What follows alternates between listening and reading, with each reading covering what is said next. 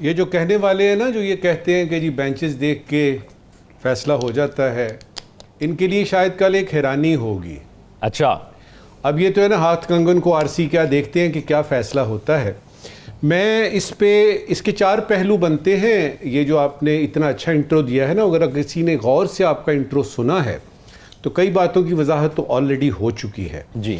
मेरे नज़दीक इस 63A की कल जो हिसाब किताब होने हैं सुप्रीम कोर्ट में, उसके 4 पहलू बनते हैं। एक उसका सियासी पहलू है, एक उसका कानूनी पहलू है, एक उसका अखलाकी पहलू है, और सबसे ज़्यादा बढ़ के एक आईनी पहलू है।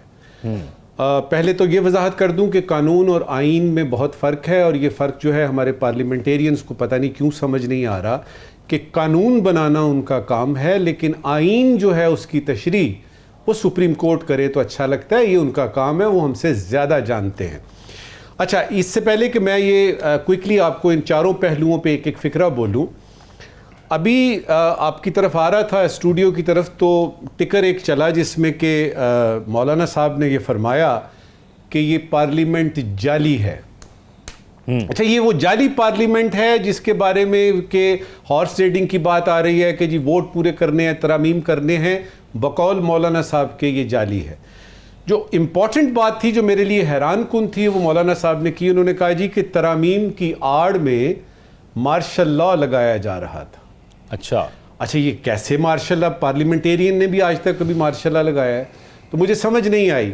तो मैं ये इस जाली पार्लियामेंट को, जो तरामीम लाने के लिए मार्शल लॉ वगैरह वगैरह, इसको आप सब पे छोड़ता हूँ कि इसका मतलब निकालें, और मैं इसका सबसे पहले आपको कानूनी और आइनी 2 पहलू जो हैं उसको वजाहत करते हैं। देखिए, आपने बता दिया कि पार्लियामेंटेरियन अगर कोई इन्हिराफ करता है तो उसको नाअहल करार दिया जाता है। इस वक्त जो है पार्लियामेंट को और ख़ासतौर पे हुकूमत वक्त को नाअहली से कोई लेना देना नहीं है। उनका ये है कि इजाज़त हो, यानी उसका वोट काउंट किया जाए। वो जो दूसरी आपने बात की है ना, अब ये वोट काउंट क्यों हो? साफ जाहिर है कि तरमीम करवानी है। और मौलाना साहब ने जो अपना सियासी कदो-कामत बढ़ाया है ना, एक अखलाकी बात लेके और एक सियासी बात लेके, और अवाम को वाकई सामने रख के उनका सियासी कदो-कामत जो है वो बड़ा है। अब उनके बगैर भी शायद काम चल जाए अगर कल का फैसला कुछ इस तरह का आता है कि दरवाज़ा खुलता है, खिड़की खुलती है, और उसमें जो है वो हॉर्स ट्रेडिंग और वो जो लोटाक्रेसी की हम बातें सुनते रहे हैं वो दोबारा से होता है। और काफ़ी लोग ऐसे होते हैं जो घोड़े ख़रीदना चाहते हैं, और कुछ ऐसे भी घोड़े होते हैं जो बिकने के लिए तैयार होते हैं, और प्राइस टैग यहाँ पे लगी होती है। अब ये तो हुआ कि देखेंगे उसका क्या है, लेकिन इसके एक अखलाकी पहलू पे फटाफट बात कर दूँ जी। देखिए, वो एक बड़ी सियासी जो जमात थी, जो पेश थी कि ये हो, नाअहल करार हो, वही बड़ी सियासी जमात मैं देख रहा हूँ कि दरिया के इस तरफ खड़ी होकर कह रही है कि नहीं जी वोट काउंट होने चाहिए, नाअहल नहीं होना चाहिए। तो सियासत में अखलाक का ना होना, हमने पावर गेम में सुना था, और पाकिस्तान में पावर गेम ही होती है, लेकिन उसकी कोई हद होनी चाहिए। ये तो आप जूतों समेत आप आंखों में घुस रहे हैं, और आप बता रहे हैं कि जी हमने किसी भी हालत में हमने वोट खरीदने हैं, और वोट खरीदने के लिए ज़रूरी है कि उनका वोट गिना जाए। लिहाजा कल की जो है, अब आते हैं आपके उस बेंच वाली बात पे कि जो बेंच देख के फैसला जी। देखिए, काजी फायद ईसा साहब का कल बड़ा कड़ा इम्तिहान होगा। अगर वो इसमें कोई भी, अगर वो कानून और आइन को सामने रखते हुए इस रिव्यू पिटीशन को हुकूमत के हक में डालते हैं कि जी नहीं, फिर भी एक सवाल उठेगा कि क्यों। लिहाजा आप विन विन सिचुएशन काजी साहब के लिए इसमें निकलती ही नहीं है। अगर तो चेहरे देख के और बेंच देख के पता लगता है तो काजी साहब का फैसला जो है वो शायद हुकूमत वक्त के हक में हो, फिर भी सवालिया निशान होगा। अच्छा, अगर वो उसके हक में नहीं करते फिर भी सवालिया निशान होगा। एक चीज़ मैं जानना चाहूँगा नजमुल साकिब साहब आपसे इसमें कि जो हुकूमत वक्त है उसका ये मौक़िफ़ है, और ख़ास तौर पर इस फैसले के ख़िलाफ़ जो मौक़िफ़ ये सामने आता है कि किसी को बादशाहत तो नहीं दी जा सकती। अगर पार्टी के अंदर किसी को इख्तलाफ है तो वो वोट के ज़रिए इस्तेमाल तो कर सकता है। ये तो फिर मुकम्मल बादशाहत हो जाएगी उस पार्टी के लिए कि उसके ख़िलाफ़ अगर वो जाएगा पार्लियामेंट के अंदर तो वो बाहर चला जाए। नहीं, ये तो उसूली तौर पे और अखलाकी तौर पे बनता भी ऐसा ही है। देखिए ना, अगर पीटीआई का एक बंदा है और वो पीटीआई के टिकट पे आया है पार्लियामेंट में, तो वो किस तरीके से नून को वोट दे सकता है? किस तरीके से किसी ऐसे रेजोल्यूशन को, किसी ऐसी चीज को वोट दे सकता है, ऐसे बिल को जो कि उसकी पार्टी का मौक़िफ़ नहीं है? तो उसूली तौर पे और इस वक्त तक आईनी तौर पे, कानूनी तौर पे और अखलाकी तौर पे उस आदमी को उसी जगह पे रहना है, वो पैवस्ता रहे उस शजर से जिसकी वो पैदावार है। लेकिन हमारे यहाँ ये नहीं होता ना, मैं इसी की तरफ तो इशारा दिला रहा हूँ। मसला ये कहाँ पर है? मसला सिर्फ ये है कि ना अहल तो करार दे दीजिए, क्योंकि उसमें ये याद रहे, मैं आने से पहले पूरे जो माहिर कानून हैं, मेरे दोस्त उनसे बात कर रहा था और उन्होंने कहा था मेरा नाम नहीं लेना, इसलिए उनका नाम नहीं ले रहा। उन्होंने मुझे तफसील से बताया कि ना अहल करार देने के दरमियान में, उसके दौरान जो मराहिल पेश आते हैं, जो कि 30 दिन फिर आखिर में मुंतज होते हैं कि वो जो इलेक्शन चीफ इलेक्शन कमिश्नर है वो 30 दिन में करेगा, उसमें इतनी रुकावटें आ सकती हैं कि ये चीज़ लंबी बड़ी तवालत इख्तियार कर सकती है। लिहाजा किसी भी सूरत में ये फैसला आता है तो हुकूमत वक्त के पास, चूँकि जो आपके चीफ इलेक्शन कमिश्नर हैं, ये जो ECP है, मैंने बताया था ना कि हाथ उन्होंने इधर रखा हुआ है, सल्यूट की हुई है, और वो बार बार चले जाते हैं, ताखीरी हरबे इस्तेमाल करते हैं, डिलेइंग टैक्टिक्स वगैरह, तो वो इसमें भी कर लेंगे।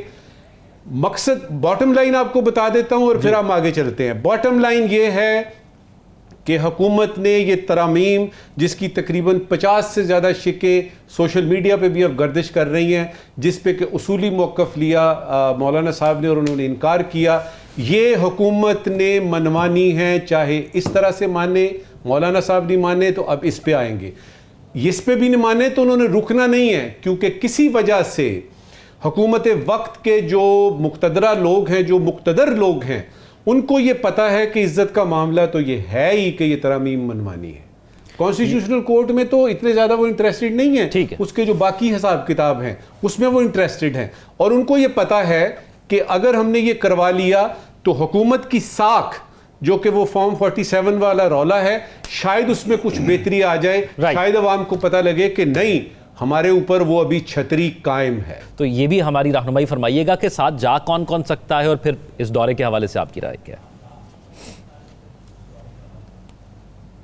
देखिए, इसका जवाब तो बहुत तवील हो जाएगा, क्योंकि मुझे फिर बाकी क्योंकि ये जो इजलास है UNGA का, ये हर साल सितंबर में होता है, और इसमें बहुत सारे वज़राए आज़म हमारे यहाँ से जा चुके हैं, और उसमें हमें पता है कि 3 बंदों का काम होता है, ऑलरेडी टीम आपकी वहाँ पे मौजूद होती है, और उसके बाद जो पीछे सारे बैठे हुए 70-80 लोग हैं, अल्लाह ही जाने कौन बशर है, उस बात पे हम बात नहीं करते। टेक्निकली ज़रा थोड़ा सा देख लेते हैं। देखिए, strictly speaking, if you ask me, it wasn't कोई वो दौरा अमेरिका का नहीं था। अमेरिका, ये जो हम टिकर चला रहे हैं ना, इसमें अमेरिका तो वो गए, लेकिन हम इसको टेक्निकली दौरा अमेरिका नहीं कह सकते। वो दौरा अमेरिका उस वक्त होगा जब ये वाशिंगटन जाएंगे और वहाँ के वाइट हाउस की दावत पे जाएंगे, दावत कबूल होगी, अपना डेलीगेशन साथ लेके जाएंगे, और 2 तरफा मामलात पे बातचीत होगी, कोई MOU साइन होगा, कोई एग्रीमेंट साइन होगी, कोई झाड़ वाड़ पड़ेगी, आप ये नहीं कर रहे, आप वो नहीं कर रहे। ये तकरीर था बुनियादी मकसद, और राव साहब ने बड़े अच्छे तरीके से बता दिया है कि क्या क्या बातें उन्होंने वहाँ पे की। आपकी इजाज़त से मैं वो बताना चाहूँगा जो मेरे ख्याल में उनको पॉइंट्स बताने चाहिए थे, अच्छा भला मौका था और उन्होंने नहीं बताया। सबसे पहले ये है कि उनकी तकरीर का फोकस जो था ना, वो पहली और दूसरी दुनिया थी।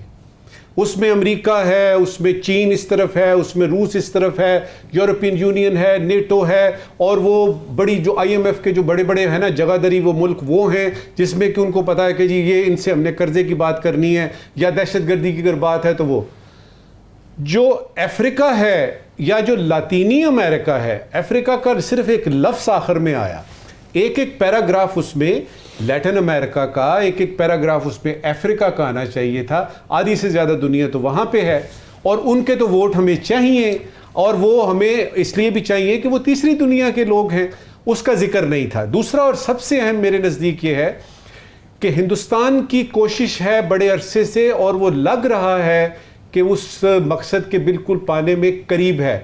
मेरे ख्याल में वो यूनाइटेड नेशन सिक्योरिटी काउंसिल का परमानेंट मेंबर नहीं बन सकता, और वो चाइना जो है वहां पे मौजूद होगा, जो नहीं चाहता कि जापान भी बने और इंडिया भी बने, और अगर खुदा ना खास्ता बन जाए तो वीटो पावर के साथ ना हो। यूएन रिफॉर्म पे इनको अपना मतमाए नजर बताना चाहिए था, जो कि इन्होंने नहीं बताया।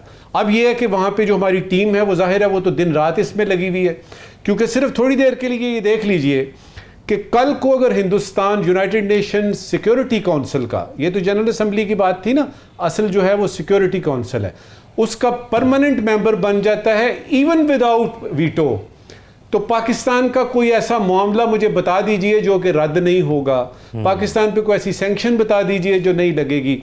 तो मेरे नज़दीक अगर आप यूनाइटेड नेशंस की बात करते हैं तो इस वक्त हमारा सबसे ज़्यादा फोकस ये होना चाहिए कि इसमें यानी एक्सटेंशन ना हो, वो जो 5 मेंबर हैं वो 5 ही रहें।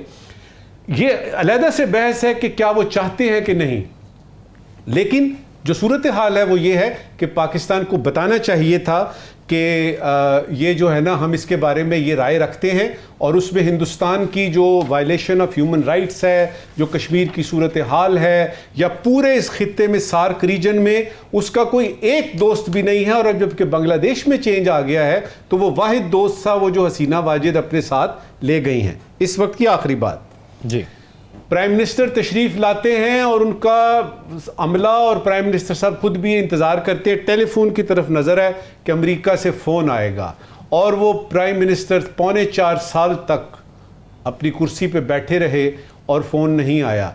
ये खुशकिस्मती की बात है कि उसी अमेरिकी सदर से वज़ीर आज़म पाकिस्तान को एक फ़ोटो आपका मौका मिला, और वही तस्वीर आज के सारे अखबारों में आई हुई थी।